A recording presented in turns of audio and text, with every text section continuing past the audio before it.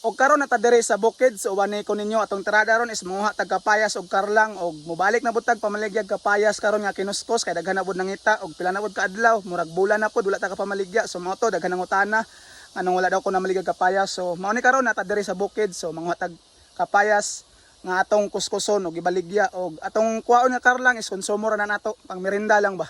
So mao ni tong area tan-awan ninyo. Og mao ni tong kapayas araw dagko na pud kayo, sakto na pud kayo kuhaonon. Og napoy isa ka punuan diri oh.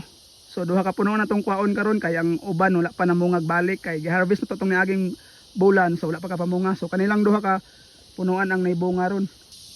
Og dala tong kapayas oh, dagko kayo. So sa isa ka punuan tulo tong nakuha. Araw. O sakto ra bud kayo. Mao ning bunga sa isa ka punuan, so tulo lang ang gikuha.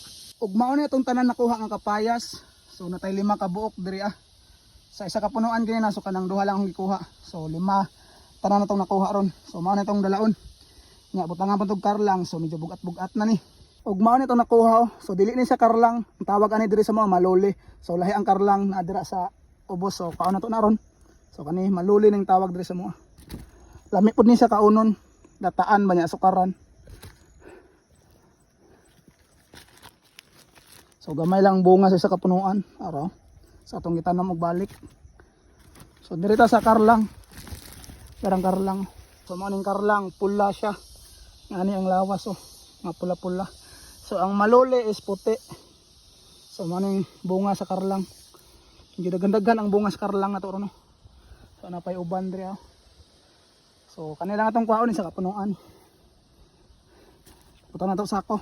Og karon ato nang gibutang diri sa sako ang karlang og kaning kapayas pod kay mauli natataod-taod.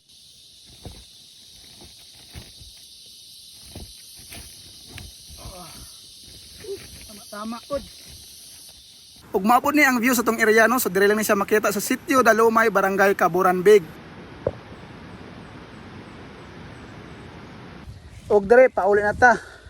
Kay medyo naudtuhan na pod ta. So atong time check is 11 AM na.